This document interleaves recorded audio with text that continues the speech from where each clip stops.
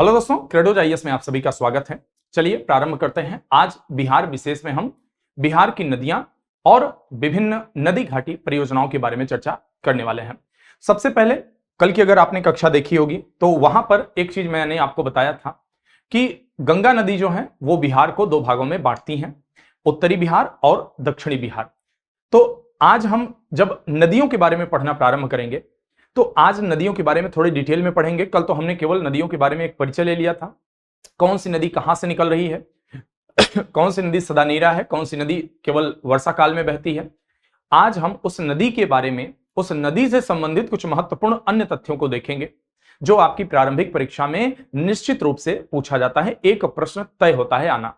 लेकिन उससे पहले देखेंगे कि इसको हम दो भागों में करके पढ़ेंगे, उत्तर बिहार की नदियां और दक्षिण बिहार की नदियां। तो सबसे पहले हम उत्तर बिहार की नदी की तरफ बढ़ते हैं और जैसा कि आप सभी जानते हैं हम यहां पर मैप के माध्यम से चीजों को देख रहे हैं। तो चलिए बढ़ते हैं आगे और बिहार का मैप देख लेते हैं।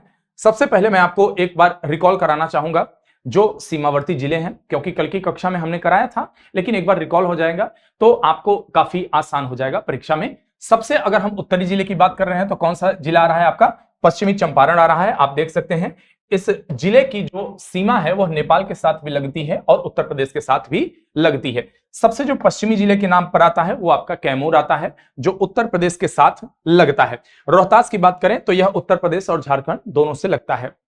सबसे पूर्वी की बात करें तो किशनगंज है आपका, सबसे पूर्वी जिले के तौर पर किशनगंज आपका यहां पर आ रहा है और किशनगंज सर्वाधिक वर्षा वाला क्षेत्र है। साथ ही साथ पश्चिम बंगाल और नेपाल के साथ इनकी सीमा साझा होती है। उसके बाद आते हैं यहां पर आप देखें तो गया ऐसा क्षेत्र है जो सबसे दक्षिणतम जिले के तौर पर दर्ज किया जाता है, सबसे गर्म, सबसे ठंडा, सबसे कम वर्षा, इसके बारे में हमने देख लिया था। अब एक प्लेन मैप के माध्यम से हम एक चीज देखना चाहेंगे यहां कि बिहार में जो नदियां हैं उनका क्या क्रम है। तो अगर आप देखें तो यह रहा बिहार का मैप। अगर हम बिहार के मैप को ध्यान से देखें तो इसमें इसको गंगा नदी के द्वारा दो भागों में बांटा जाता है। गंगा नदी के द्वारा इसको दो भागों में बांटा जाता है। ठीक है, यहां देखिए दो भागों में बांट दिया गया। ऊपरी हिस्से को, गंगा के ऊपरी हिस्से को उत्तरी बिहार कहा जाता है, उत्तरी बिहार, और नीचे वाले हिस्से को दक्षिणी बिहार बोला जाता है। नीचे वाले हिस्से को दक्षिणी बिहार कहा जाता है। अब इन नदियों में जो मूलभूत अंतर है सबसे पहले उसे आपको समझना पड़ेगा, ठीक है, क्योंकि बिहार में जो माफ करिए, बिहार में जो बाढ़ आती है, बिहार के बाढ़ का जो कारण है वह सर्वाधिक उत्तरी नदियां हैं। उत्तरी नदियां ही बिहार में बाढ़ का सर्वाधिक कारण हैं और सबसे बड़े कारण के तौर पर हैं। अब इसके पीछे कारण क्या है? बिहार में दो प्रकार की नदियां हैं। एक ऐसी नदी है जो सदा नीरा है, सदावाहिनी है, यानी कि जिनकी उत्पत्ति जो है, जिनका स्रोत है वो ग्लेशियर है, वो जो है हिमानिया है, जो जहां पर हिमालय के क्षेत्रों से निकल के आ रही हैं, जिसमें वर्ष भर जल रहता है, बरसात के मौसम में जल अधिक हो जाता है। उसके अलावा एक दूसरे प्रकार की जो नदी है वो पठारी नदियां हैं। पठारी नदियों की क्या बात होती है कि केवल मौसम में, जब बरसात का मौसम आता है तभी इनमें पर्याप्त मात्रा में जल होता है, अन्यथा बाकी वर्षों में या तो जल बहुत कम होता है या तो सूख जाती हैं।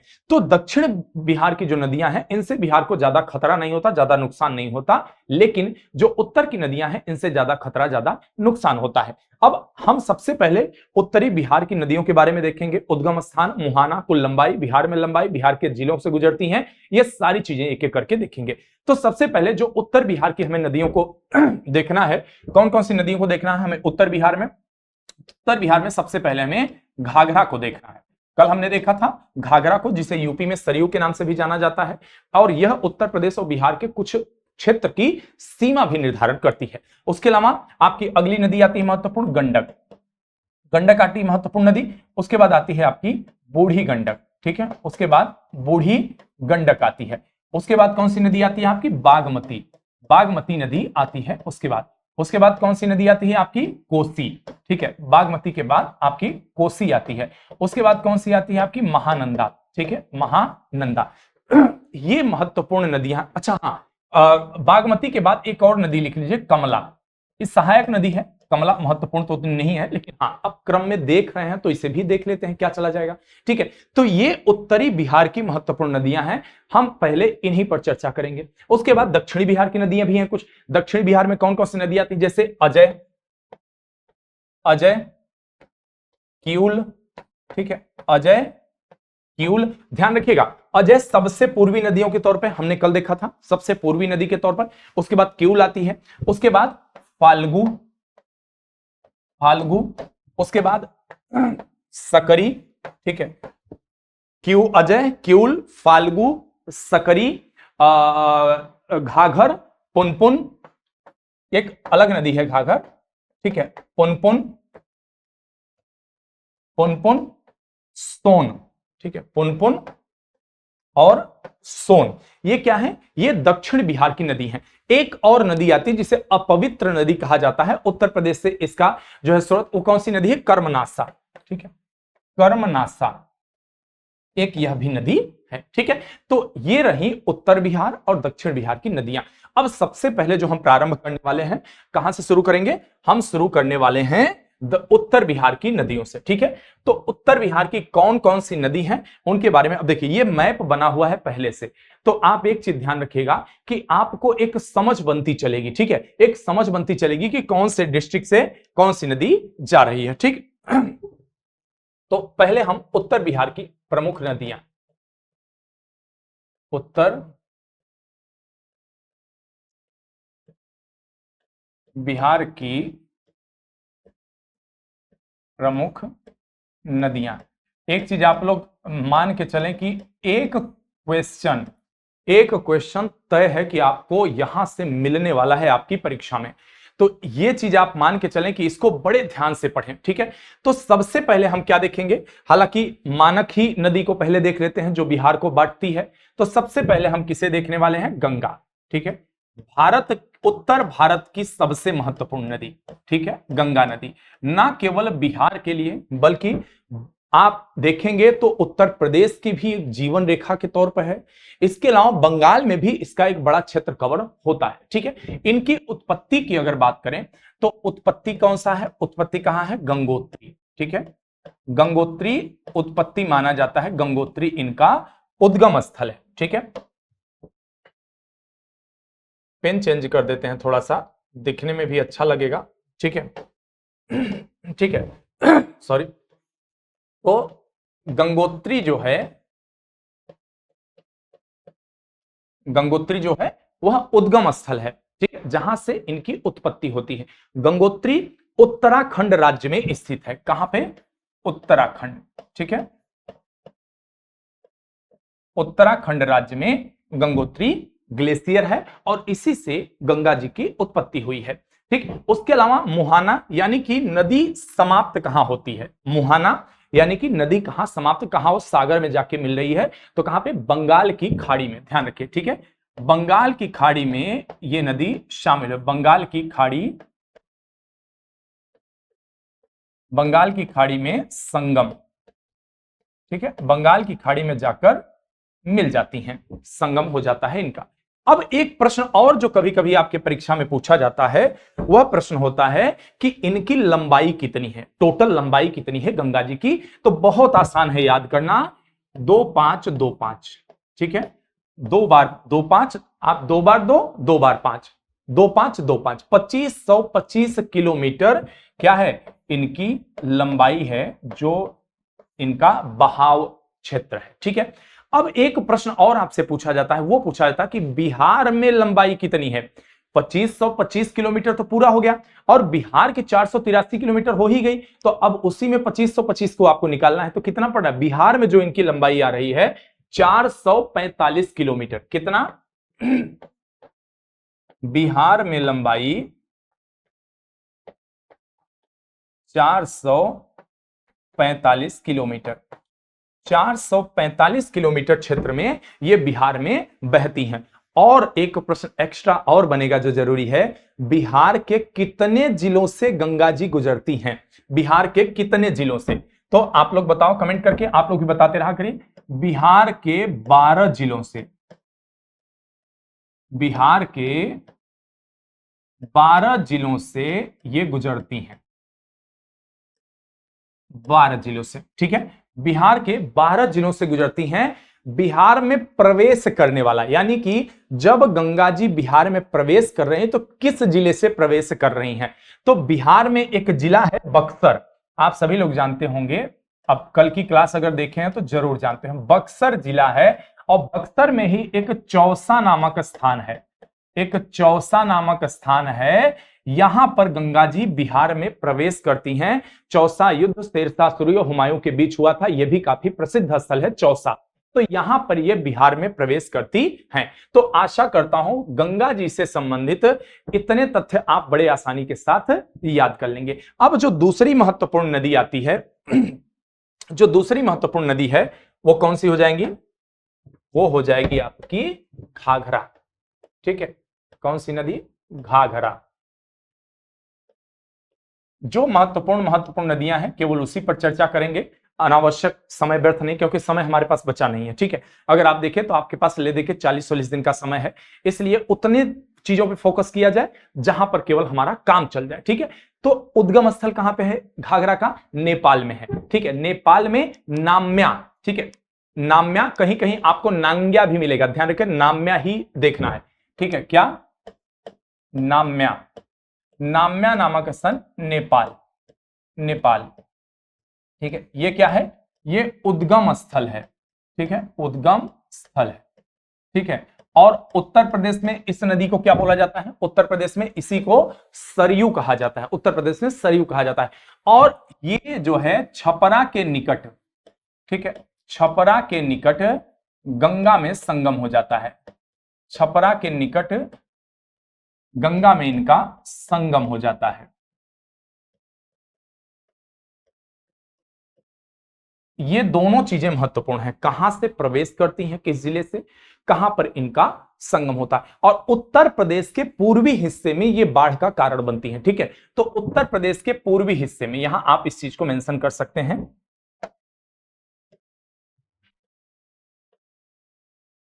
उत्तर प्रदेश के पूर्वी हिस्से में,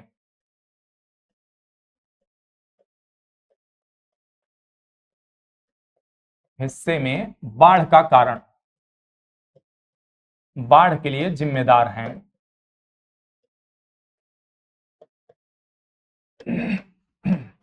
बाढ़ के लिए जिम्मेदार नदी ये माना जाता है। दूसरा नाम सरयू मैंने बता दिया। अब एक प्रश्न यहां बचता है कि बिहार में किस जिले में प्रवेश करती हैं? जैसे हमने गंगा का देखा तो बक्सर में चौसा में हो गया, और सरयू कहां प्रवेश करती हैं? घाघरा कहां प्रवेश करती हैं? ये आपके जो सारण जिला है बिहार का, सारण जिला, वहां से प्रवेश करती हैं, ठीक है। तो सारण जिले में, सारण जिले से बिहार में प्रवेश,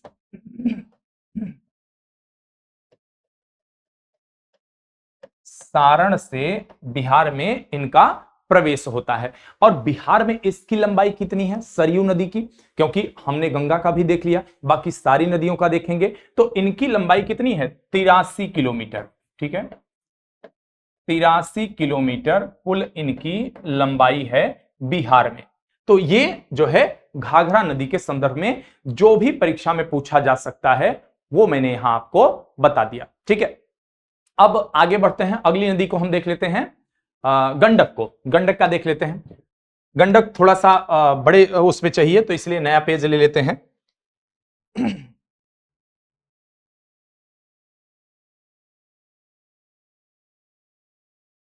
चलें, अगली महत्वपूर्ण नदी गंडक, और ये सरयू से भी ज्यादा महत्वपूर्ण है, ठीक है। गंडक ये महत्वपूर्ण हो जाती है। इनका उद्गम स्थल क्या है? अगेन नेपाल हिमालय, ठीक है, नेपाल हिमालय, नेपाल हिमालय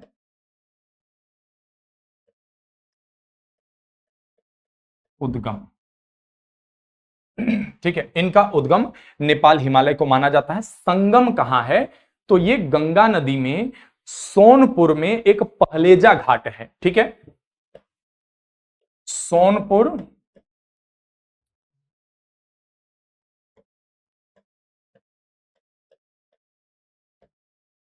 पहलेजा घाट, सोनपुर, गंगा में संगम, गंगा में संगम हो जाता है। ठीक है, तो यहां पर ये मिलके अपना अस्तित्व गंगा में विलीन कर देती हैं। अब एक प्रश्न और पूछा जाता है इनके संदर्भ में कि इनका पुराना नाम क्या है। अब देखिए, इस नाम से आप सब नदियों को, मैं बार बार एक चीज इस्तेमाल करता हूं इस शब्द को, सदानीरा।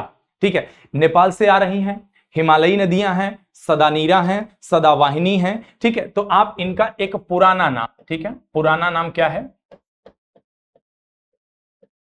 सदानीरा। पुराना नाम क्या हो गया? सदानीरा, इनका पुराना नाम है। इसके अलावा इनके एक अन्य नाम है। अन्य नाम कैसे हैं? इसलिए कि इनके जो नदी है, इनकी जो इनका क्षेत्र है, प्रवाह क्षेत्र है, उसमें आपको गोले गोले पत्थर मिलेंगे ब्लैक कलर के। ठीक है, बिल्कुल राउंड शेप में या ओवल शेप में इस तरह से पत्थर वहां मिलते हैं।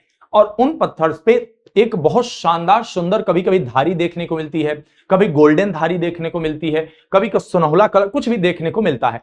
तो उनको हमारे यहां भारत में, विशेषकर नेपाल में भी ऐसा है, उनको शालिग्राम बोला जाता है। ठीक है, उनको शालिग्राम बोला जाता है।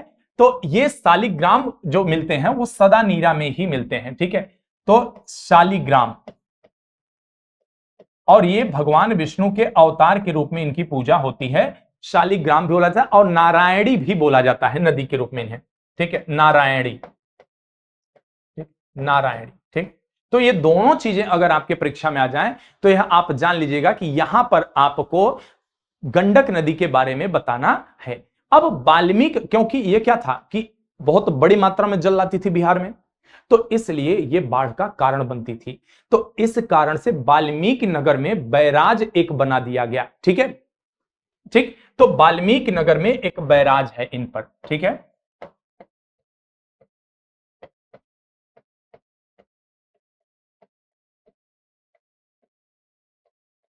वाल्मीकि नगर में बैराज। देखिए, मैंने ना एक चीज आप लोगों को कल बताया था कि बिहार इस तरह से आकृति है बिहार की। ठीक है, नौकाकार। अब जब नौकाकार है तो इधर से नदी आई यहां, इधर से नदी आई यहां। अब ये जो बीच वाला रीजन है, इस क्षेत्र में बहुत बड़ी मात्रा में जल जमा हो जाता है। इस वजह से भी बिहार जो है यह बाढ़ का कारण बनता है। जो हिमालयी नदियां हैं अपने साथ गाद लेके आती हैं और गाद ले आके वहां पर पाट देती हैं। तो जहां एक तरफ कृषि के लिए एक उपजाऊ जमीन तैयार होती है, एक जलोढ़ मृदा का बहुत बड़ा क्षेत्र मिलता है, वहीं दूसरी तरफ बहुत बड़े संख्या में बड़े मात्रा में जन धन की हानि भी देखने को मिलती है। अब इनसे संबंधित एक और प्रश्न पूछा जाता है कि बिहार में ये प्रवेश कहां से करती हैं। तो जब बिहार में पश्चिमी चंपारण में से प्रवेश करती हैं तो वहीं पर वाल्मीकि नगर में इन पर बैराज बनाया गया है। तो आप कह सकते हैं कि जो बिहार में इनका प्रवेश होता है पश्चिमी चंपारण से। ठीक है, पश्चिमी चंपारण से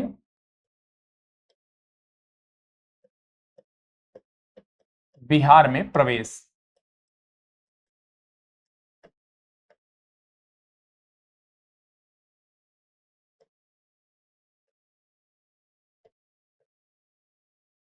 बिहार में प्रवेश। ठीक है, ये गंडक नदी के संदर्भ में हो गया। अब एक इन्हीं के संदर्भ में एक आता है नदी, चूंकि इन्हीं के नाम से मिलता जुलता है तो इसलिए इन्हीं के साथ लगा हुआ पढ़ लेंगे, बूढ़ी गंडक। ठीक है, बूढ़ी गंडक,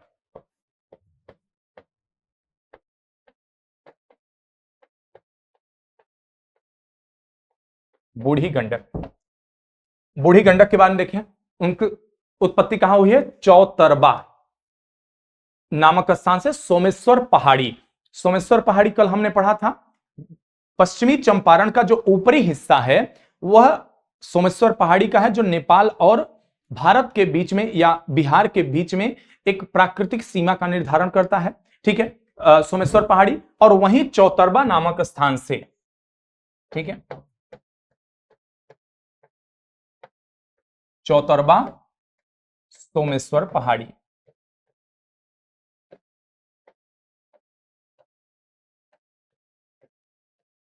सोमेश्वर पहाड़ी, यहां से बूढ़ी गंडक का उद्गम होता है। ठीक है, खगड़िया जिला में ये गंगा नदी में समाहित हो जाती हैं। कहां पर? खगड़िया जिला।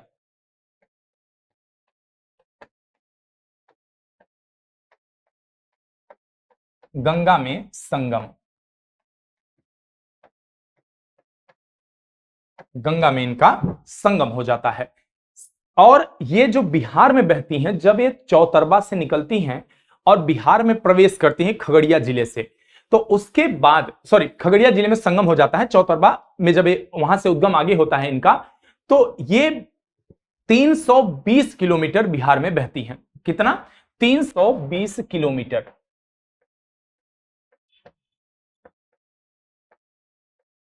320 किलोमीटर बिहार में ये बहती हैं, ठीक है। और इनका जो उद्गम स्थल है, ध्यान रखिएगा, ये सोमेश्वर पहाड़ी के उस क्षेत्र से आती हैं जो बिहार में ही है, और बिहार में ही इनका पूरा क्षेत्र समाप्त हो जाता है, गंगा में आकर, खगड़िया में आकर इनका जो है विलय हो जाता है।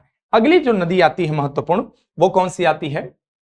अगली महत्वपूर्ण नदी है आपकी घाघरा हो गई, गंडक हो गई, बूढ़ी गंडक, अब बागमती, ठीक है। अन्य महत्वपूर्ण कौन नदी है? बागमती।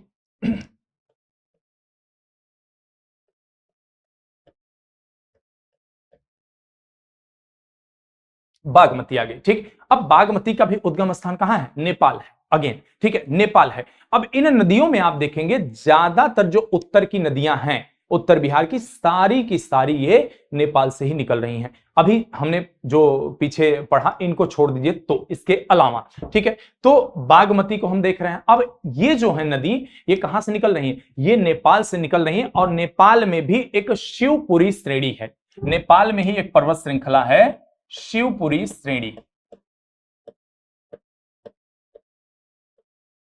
शिवपुरी श्रेणी, ठीक है। शिवपुरी श्रेणी, इस श्रेणी से ये उद्गम इनका होता है, ठीक है। इस श्रेणी से इनका उद्गम होता है। ये उद्गम बार बार नहीं लिखूंगा, आप लोग समझ के चलिएगा कि, चलिए लिख ही देता हूं, क्या पता किसी को समझने में दिक्कत हो, ठीक है। उद्गम, उद्गम, ठीक है, कहां से? शिवपुरी श्रेणी, नेपाल से। और बदला घाट कोसी नदी में इनका संगम हो जाता है, ठीक है। बदला घाट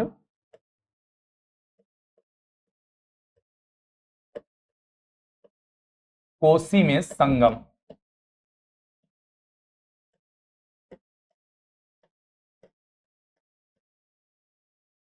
बदला घाट कोसी में संगम होता है। लंबाई कितनी है इनकी, जो कि ये बिहार में बह रही हैं? तो लंबाई इनकी है 589 किलोमीटर, ठीक है।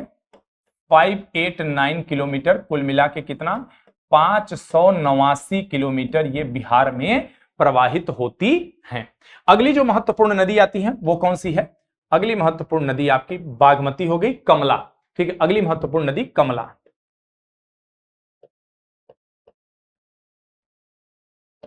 अगली महत्वपूर्ण नदी कौन सी हो गई? कमला। कमला के उद्गम स्थान के बारे में बात करें तो फिर से नेपाल ही है, लेकिन नेपाल में एक पर्वत श्रृंखला है। ये सब शिवालिक श्रेणी में आ रही है, ध्यान रखिएगा, शिवालिक श्रेणी में आ रही है, महाभारत श्रेणी, ठीक है।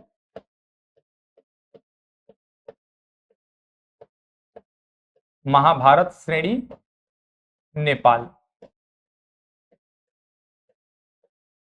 महाभारत श्रेणी नेपाल इनकी उत्पत्ति स्थल है। और बदला घाट, हाँ, बदला घाट कोसी में ही इनका संगम हो जाता है, ठीक है। तो बदला घाट कोसी,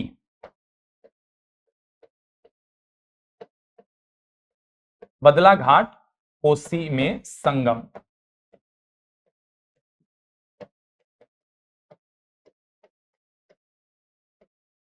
बदला घाट कोसी में ही इनका संगम हो जाता है। अब अगली जो महत्वपूर्ण नदी आ जाती है, चूंकि बिहार के लिए वो महत्वपूर्ण नदी है, बिहार में जो उत्पात होता है, जो बाढ़ का कारण बनता है, वो यही नदी बनती है, इसलिए ये नदी अब महत्वपूर्ण हो जाती है। तो यहां पर जगह, चलिए थोड़ा सा छोटा कर देंगे पेज, यहीं लिखते हैं उसको भी, ठीक है। कोसी, कौन सी नदी आती है? कोसी,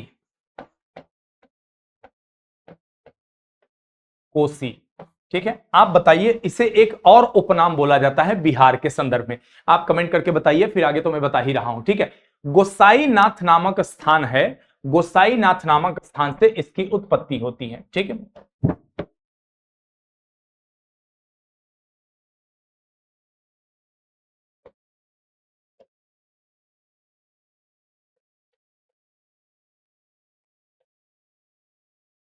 गोसाईनाथ उद्गम, क्योंकि आपसे इसका उद्गम जरूर पूछेंगे। बिहार में बड़े आपदा का कारण यही नदी कभी बनती थी, आज भी है, आज भी बाढ़ आई है, आप देख सकते हैं क्या बुरा हाल है। और यह कुर्सेला, इसका संगम जो होता है कुर्सेला, कहीं कुर्सेला लिखा रहता है, ठीक है, कुर्सेला में गंगा में संगम, गंगा में समाहित, कुर्सेला के पास गंगा में इनका संगम हो जाता है। और ये बिहार में कहां से प्रवेश करती हैं, इनके बारे में पूछा जाता है कि इनका बिहार में प्रवेश किस जिले से होता है।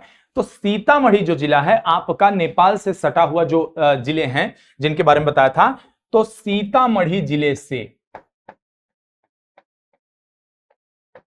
सीतामढ़ी जिले से बिहार में प्रवेश।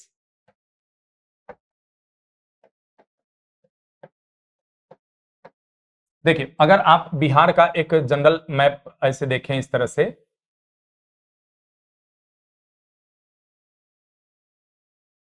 मैं कोई क्राइटेरिया बना के नहीं वो कर रहा हूं, ठीक है, मान के चलें कि ऐसे ही मैप है, ठीक है, ये मैप हो गया। तो ये इस तरह से गंगा जी जा रही हैं। तो हमने पढ़ा कोसी के बारे में, तो कोसी तीसरी सबसे बड़ी नदी है इधर, ठीक है। तो ये जो प्रवेश करती हैं सीतामढ़ी, सीतामढ़ी अगर कोसी की बात करें, ठीक है, आप इस तरह से मैप बना लीजिएगा, ठीक है। तो जो सीतामढ़ी जिला है, सीतामढ़ी जिला है, यहां से ये प्रवेश करती हैं भारत में। गोसाईनाथ नामक इनका स्थान पे उद्गम स्थल रहता है।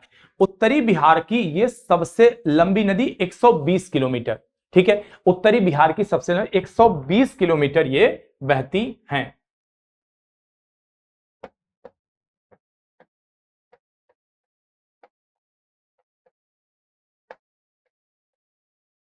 उत्तरी बिहार की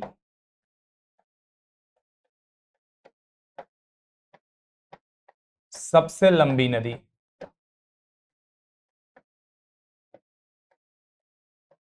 सबसे लंबी नदी है उत्तरी बिहार की है, ठीक है।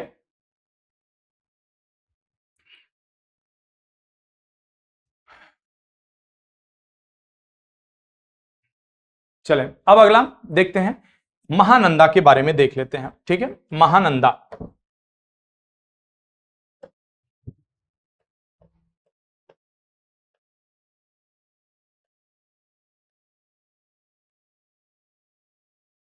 महानंदा नदी के बारे में देखते हैं, महानंदा का उद्गम, यही सारी चीजें। तो जो उद्गम स्थान है ये पश्चिम बंगाल का दार्जिलिंग जो है ना, वहां से कुर्सेओंग एक जगह है, कुर्सेओंग, कुर्सेओंग, कुर्सेओंग दार्जिलिंग, दार्जिलिंग, यह इनका उद्गम स्थल है। और बंगाल की खाड़ी के पास गोदागिरी नदी, बंगाल की खाड़ी जो है बांग्लादेश में, बांग्लादेश में जाके बांग्लादेश में गंगा नदी में ही गोदागिरी नामक स्थान पे, ठीक है, गोदागिरी नामक स्थान पे गंगा जी में संगम हो जाता है इनका। और गोदागिरी कहां पे है, ये बांग्लादेश, मतलब कुछ दूर ये बिहार में भी बहती हैं और उसके बाद ये बांग्लादेश में चली जाती हैं और वहां पे जाके गंगा से मिलती हैं। बिहार में भी बहती हैं और पश्चिम बंगाल में भी बहती हैं। यह उत्तरी बिहार की सबसे पूर्वी नदी है, ठीक है, उत्तरी बिहार की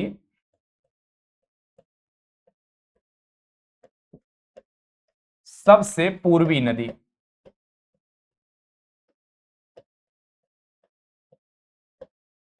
सबसे पूर्वी नदी है, ठीक है। इनके बारे में सबसे पूर्वी नदी इन्हें बोला जाता है।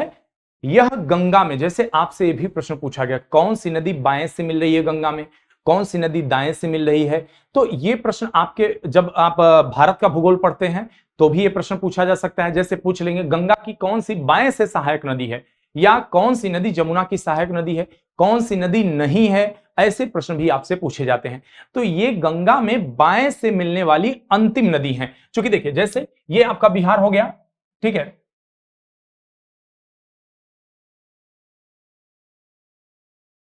ये आपका बिहार हो गया, ये गंगा जी हो गई। तो इधर से जितनी नदियां मिल रही हैं, इधर से जितनी नदियां मिल रही हैं, ये सारी किससे मिल रही है? ये गंगा में बाएं से मिल रही है, ठीक है। गंगा में ये बाएं से मिलने वाली नदियां हैं, ठीक है, सारी बाएं से मिल रही हैं। और जो इधर से नदियां मिलेंगी, ये सारी नदियां कहां से हैं? ये दाएं से मिलने वाली नदियां हैं। तो बिहार की सबसे पूर्वी नदी, पहली बात, बिल्कुल लास्ट में आ रही है, ठीक है, बिल्कुल लास्ट में आ रही है, सबसे पूर्वी हो गई। और गंगा में बाएं से मिलने वाली अंतिम नदी, ठीक है। गंगा में बाएं से मिलने वाली अंतिम नदी।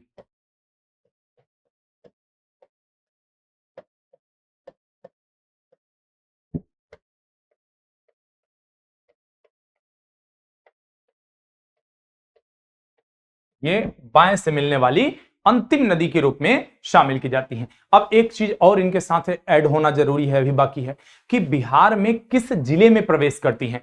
तो जो बिहार का सबसे पूर्वी जिला है, सबसे पूर्वी जिला है कौन सा? किशनगंज। सबसे पूर्वी जिला किशनगंज।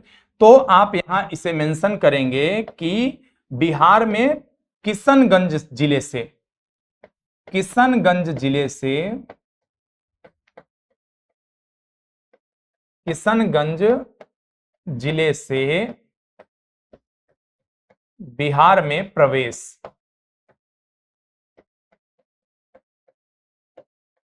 किशनगंज जिले से ये बिहार में प्रवेश करती हैं, ठीक है। ये अब इतनी जितनी नदियां हमने इसमें देखा, सारी महत्वपूर्ण नदियां जो थी ये कहां से थी? ये सारी उत्तरी बिहार की नदियां थी। अब हम शुरू करने वाले हैं दक्षिणी बिहार की नदियों को, ठीक है। तो यहां पर आशा करता हूं आप लोगों को चीजें अच्छे से समझ में आ चुकी होंगी।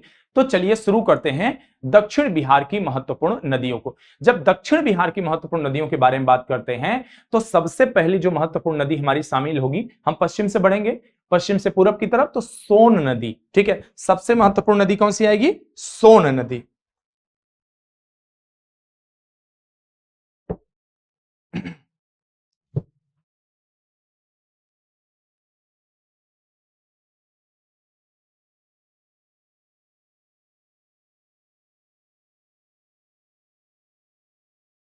ध्यान रखिएगा, यहां एक चीज और पूछा जा सकता है, ठीक है, कि इनमें से कौन सी नदी पहाड़ी नदी है, ठीक है। ध्यान रखिए, कौन, सॉरी माफ करिए, पठारी नदी, ठीक, कौन सी नदी पठारी नदी है।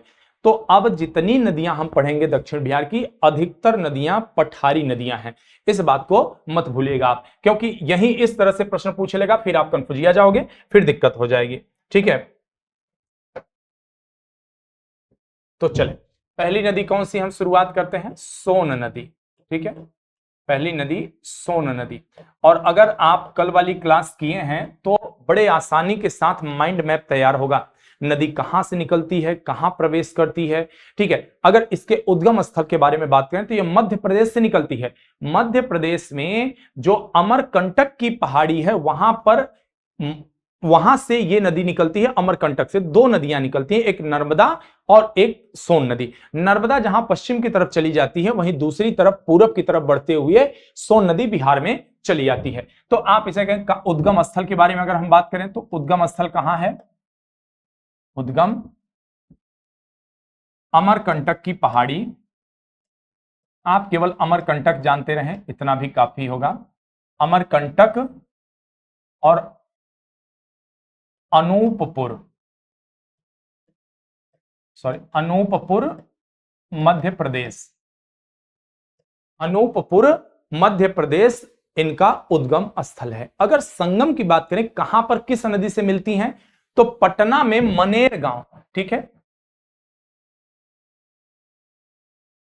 संगम की बात करें तो मनेर गांव, मनेर गांव पटना, गंगा में, मनेर गांव पटना गंगा में इनका संगम हो जाता है। और ये गंगा की दक्षिणी सहायक नदियों में सबसे अधिक लंबी है। ध्यान रखिएगा, दो चीजें इनके साथ विशेषता शामिल होते हैं। पहली चीज, ये दक्षिणी सहायक नदी है, दक्षिणी सहायक नदी। दक्षिणी सहायक नदी किसकी? गंगा की। और दूसरी कौन सी विशेषता शामिल हो रही है? लंबाई सबसे अधिक है इनकी। कितनी है? 760 किलोमीटर लंबी। 760 किलोमीटर लंबाई। ठीक है, ये इनकी लंबाई सबसे लंबी। और बिहार में ये किस जिले से एंट्री लेती हैं? इन्हें एंट्री कहां से मिलता है? तो इन्हें जो बिहार का आपका जिला है एक दक्षिणी, जो झारखंड और उत्तर प्रदेश दोनों से सीमा साझा करता है, जिसे आप रोहतास के नाम से जानते हैं। अगर मैप मैं बना दूं यहां छोटा सा एक,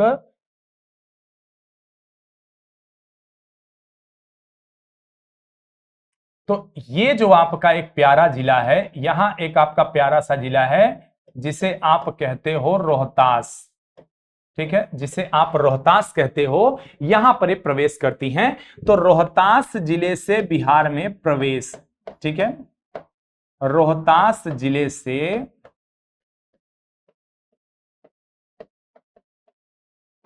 बिहार में प्रवेश। रोहतास जिले से बिहार में प्रवेश करती हैं। अगली नदी के लिए महत्वपूर्ण देखेंगे हम यहां पर पुनपुन। ठीक है, हाँ पुनपुन ही देख लेते हैं अब इसके बाद। पुनपुन,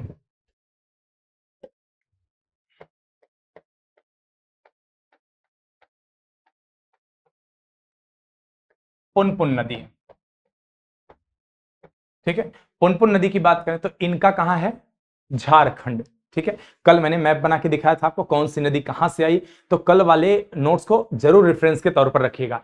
तो जो झारखंड में एक पलामू का पठार है, झारखंड में माफ करिए, झारखंड में पलामू जिला है, और वह जिला छोटा नागपुर के पठार पर स्थित है। ठीक है, वो जिला। ठीक है, तो पलामू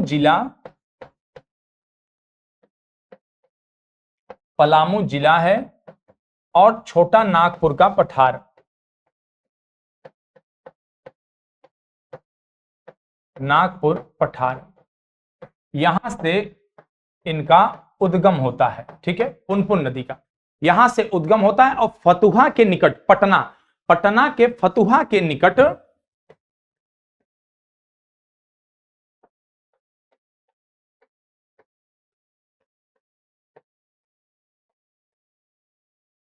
गंगा में संगम।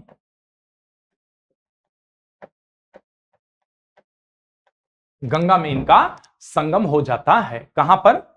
फतुहा के निकट गंगा में। ठीक है, अब अगली जो बड़ी महत्वपूर्ण नदी साबित होती है बिहार की, क्योंकि धार्मिक दृष्टिकोण से भी इनका महत्व है।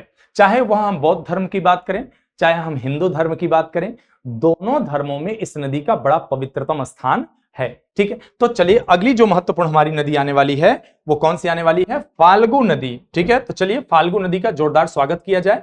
ठीक है, फाल्गु नदी का जोरदार स्वागत किया जाए। ठीक है, फाल्गु नदी। फाल्गु नदी की हम बात करते हैं, इनकी भी उत्पत्ति छोटा नागपुर का पठार ही है, पलामू जिला। ठीक है, तो इनकी उत्पत्ति भी छोटा नागपुर का पठार,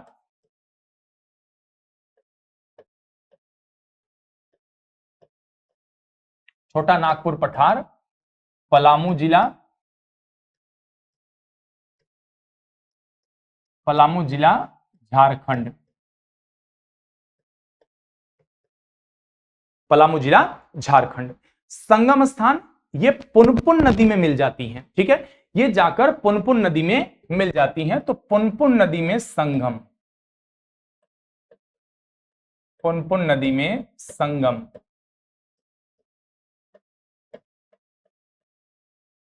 पुनपुन नदी में इनका संगम हो जाता है। और जो इनकी मुख्य धारा है, ठीक है, जो इनकी मुख्य धारा है उसको निरंजना कहा जाता है। और इनमें बोध गया के पास में मोहना नदी आके मिल जाती है, एक छोटी सी नदी। और जब मोहना मिल जाती है तब जाके ये फाल्गु हो जाती हैं। ठीक है, तो जो निरंजना नदी है इनमें बोध गया के पास,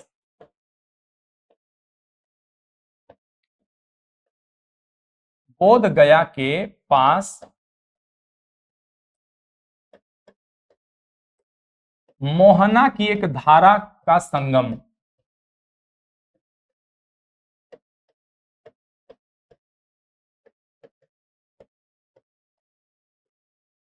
अभी आगे ना आप पढ़ेंगे कि जो है,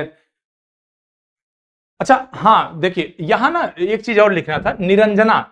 निरंजना इनकी मुख्य धारा कहलाती है। ठीक है, देखिए ये चीज मैं भूल ही गया। चलिए ब्रैकेट में लिख दे रहे हैं, निरंजना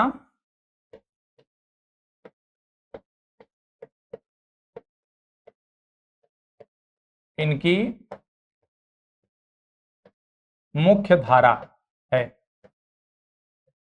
निरंजना मुख्य धारा है, और जब मोहना मिल जाती है बोध गया के पास में तो फाल्गु हो जाती है। इन नदियों के बारे में एक चीज, जैसे इसका जो पित्त पक्ष होता है, पित्त पक्ष में बड़ा महत्व होता है। साथ ही साथ आगे आप पढ़ेंगे ना ताल वगैरह, बिहार में ताल वगैरह पढ़ेंगे। कुछ नदियां ऐसी होती हैं जो सागर तक जाती ही नहीं है, कोई दलदली क्षेत्र का निर्माण कर देती हैं, और उस क्षेत्र में आप देखेंगे बिहार मखाना के मामले में बड़ा रिच है। ठीक है, पूरे भारत के लगभग, मैं मेरे पास अभी एक्यूरेट डाटा मुझे याद नहीं आ रहा है, आई थिंक 70 या 80% मखाना अकेले बिहार से उत्पादित होता है। ठीक है, तो ये कहीं ना कहीं आप देख सकते हैं कि बिहार जो प्राकृतिक दृष्टि से कितना संपन्न है। इन नदियों ने, जहां एक तरफ बिहार को बरसात के मौसम में बाढ़ झेलना पड़ता है, वहीं प्राकृतिक दृष्टिकोण से जो संपन्नता है, जो लाभ है, वह भी देखने को मिलता है। इसीलिए कहा जाता है ना कि हर सिक्के के दो पहलू होते हैं। ठीक है, कभी कभी होता है कि कुछ चीज हमें नुकसान अगर पहुंचा रही है, तो अगर उसके दूसरे पहलू को देखा जाए तो हमें कहीं ना कहीं फायदा भी पहुंचाती हुई नजर आती है। ठीक है, तो ये तो हो गया फाल्गु जो महत्वपूर्ण है। और दक्षिण की एक अन्य महत्वपूर्ण नदी आती है, जिसे क्या कहा जाता है, जो नदी है हमारी क्यूल। ठीक है, हमारी नदी कौन, क्यूल नदी। ठीक है,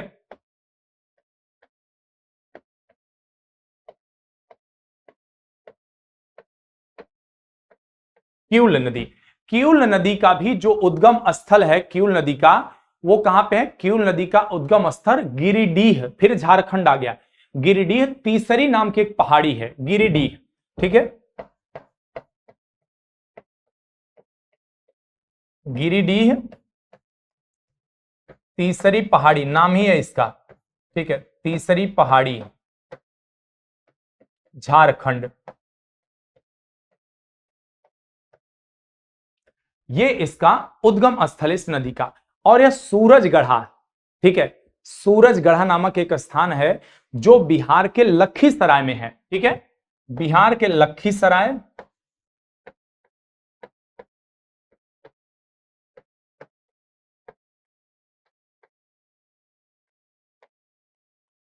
बिहार के लखीसराय में सूरजगढ़ा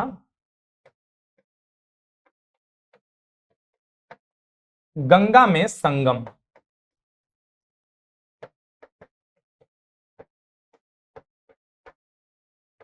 गंगा में संगम हो जाता है लखीसराय जिले में। ठीक है, और बिहार में प्रवेश कहां से करती हैं, जैसे चूंकि दक्षिणी नदी है, पठारी नदी है, तो ये बिहार में किस जिले से प्रवेश करती हैं, तो बिहार का एक दक्षिणी जिला है जमुई।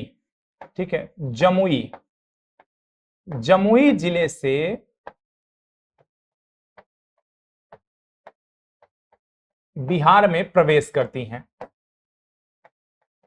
बिहार में प्रवेश। ठीक है, ये चीज यहां पर हमने क्यूल नदी के बारे में भी देख लिया, क्योंकि क्यूल नदी भी आपके जो है दक्षिण बिहार की नदियों में एक महत्वपूर्ण नदी के रूप में आती है। अब एक चीज और जो इसी संदर्भ में हम देखेंगे वो क्या है, जैसे बिहार में कहीं कहीं आपको गर्म जल का स्रोत भी देखने को मिलेगा।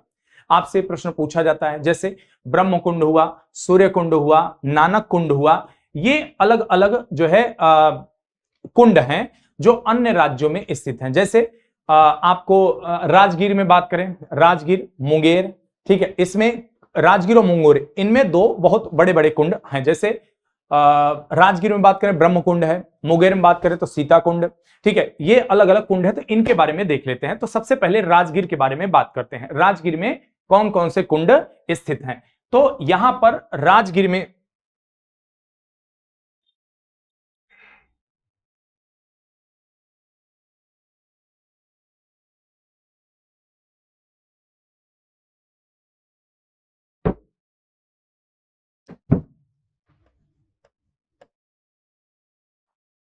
तो कुछ ज्यादा ही मोटा हो गया पेन।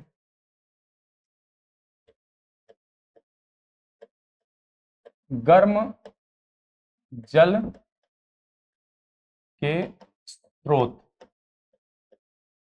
गर्म जल के स्रोत देखते हैं। ठीक है, गर्म जल के स्रोत कौन कौन से हैं यहां पर। ठीक है, तो सबसे पहले राजगीर में देख लेते हैं। राजगीर में जो जल के स्रोत हैं कौन कौन से हैं। राजगीर में ब्रह्मकुंड, सूर्यकुंड, नानककुंड इत्यादि हैं। ठीक है,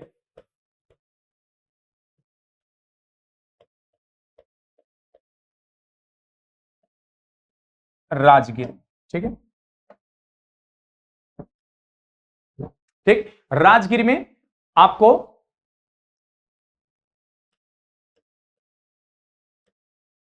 ब्रह्मकुंड, सूर्यकुंड,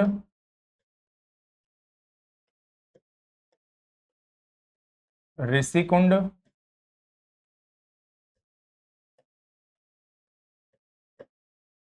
ब्रह्मकुंड, सूर्यकुंड, ऋषिकुंड, नहीं ऋषिकुंड, ऋषिकुंड यहां नहीं स्थित है, नानक कुंड स्थित है यहां पर। ठीक है, यहां पे आपके नानक कुंड स्थित है, ऋषिकुंड मुंगेर में है। ठीक है, नानक कुंड,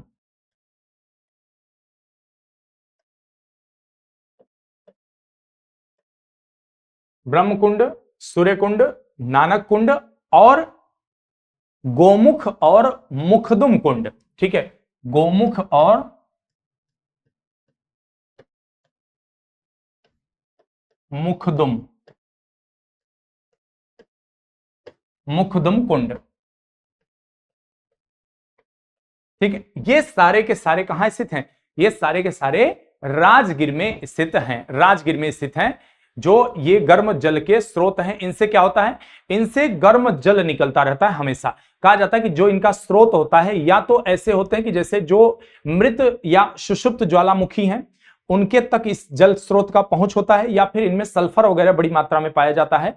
और ऐसी मान्यता कि इसमें नहाने से चर्म रोग वगैरह ठीक हो जाते हैं, अन्य तमाम प्रकार की मान्यताएं इस पर बनी हुई है। यहां पर जो कुंड का तापमान होता है पूरे साल, ठीक है, पूरे वर्ष कुंड का तापमान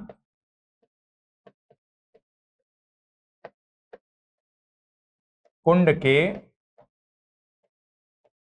जल का तापमान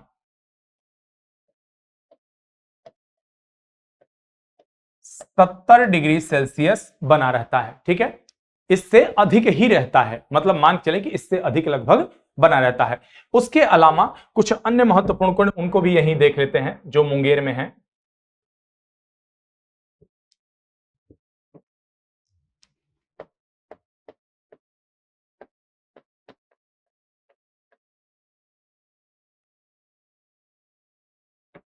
मुंगेर में जो जो कुंड है, सीता कुंड, रामेश्वर कुंड, लक्ष्मण कुंड, ऋषि कुंड। ठीक है,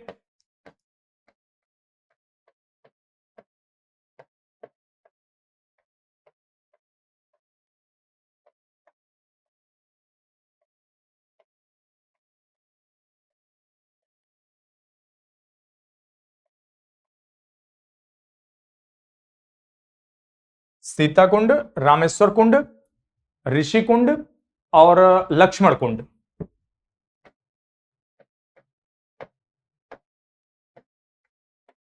लक्ष्मण कुंड, ठीक है, ये 4 कुंड हैं। इनके विषय में जो खासियत है, कुंड का तापमान वर्ष भर 58 डिग्री सेल्सियस बना रहता है।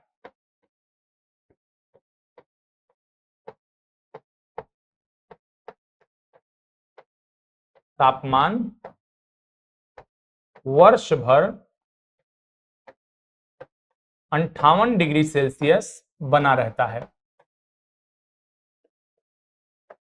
बना रहता है। ठीक है, ये इनके बारे में थोड़ी सी जानकारी हुई। जो आपको गर्म जल के स्रोत से संबंधित प्रश्न अगर पूछे जाएंगे तो भी जो है यहां आप बता सकते हैं। इसके अलावा बिहार राज्य में और भी कई गर्म जल के स्रोत मौजूद हैं, लेकिन ये महत्वपूर्ण हैं जो आपसे पूछे जा सकते हैं, और इतने पे अगर आप फोकस कर लेते हैं तो इतने से भी आपका काम आसानी के साथ चल सकता है। अब थोड़ा सा एक चीज यहां समझने की आवश्यकता है, हम बाढ़ क्षेत्र के बारे में देखेंगे बिहार का, यानी कौन कौन से ऐसे क्षेत्र हैं जो बाढ़ के क्षेत्र कहे जाते हैं, उनके बारे में थोड़ा सा निगाह डाल लेते हैं बिहार के कुल भौगोलिक क्षेत्र का। एक मैप के माध्यम से मैं दिखाने का यहां प्रयास करूंगा आपको।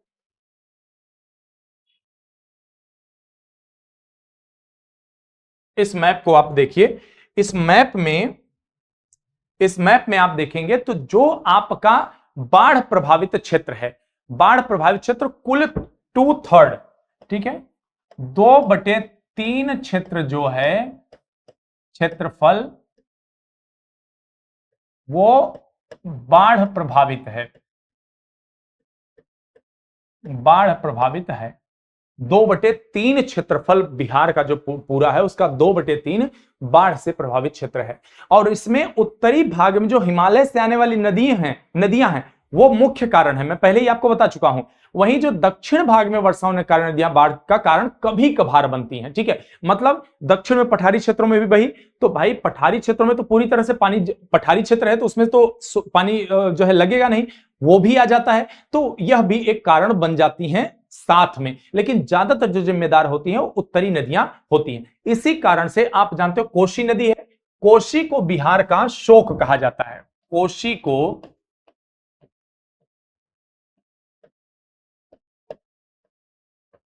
बिहार का शोक,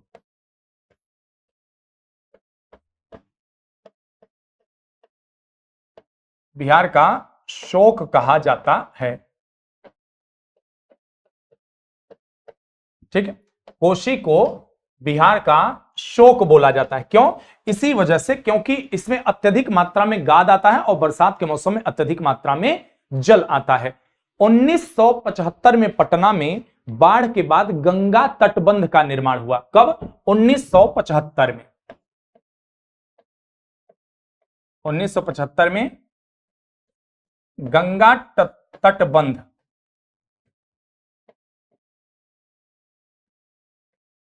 गंगा तटबंध का निर्माण किया गया। कब? 1975 में। कहां पर? पटना में। राजधानी को बचाने के लिए कि भाई राजधानी ही अगर नहीं सेफ रहेगी तो फिर लोग कैसे सेफ अपने आप को समझेंगे। भारत के कुल बाढ़ क्षेत्र का यह प्रश्न पूछा जा सकता है डाटा। भारत के कुल बाढ़ क्षेत्र का 17.2% भाग बिहार में है अकेले, ठीक है। तो भारत के कुल बाढ़ क्षेत्र का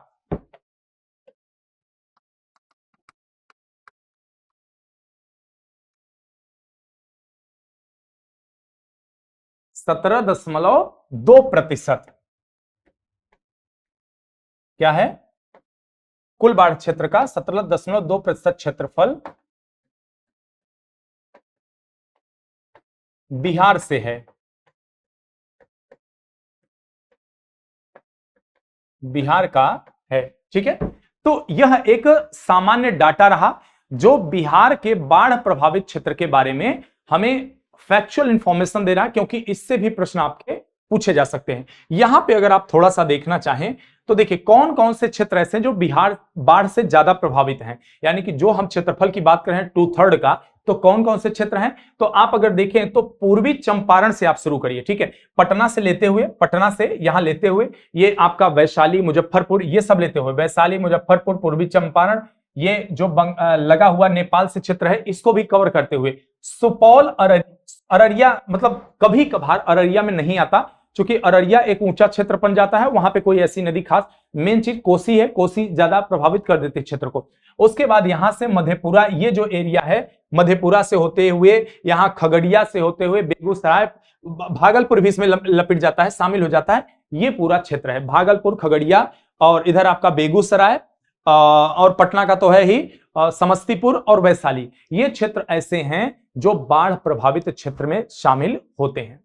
और आप सोचो, जो कि केवल लैंड के मामले में 2.8% क्षेत्र पाया हुआ है भारत का, लेकिन बाढ़ के क्षेत्र में इसे 17.2% भाग मिलता है बिहार का, ठीक है।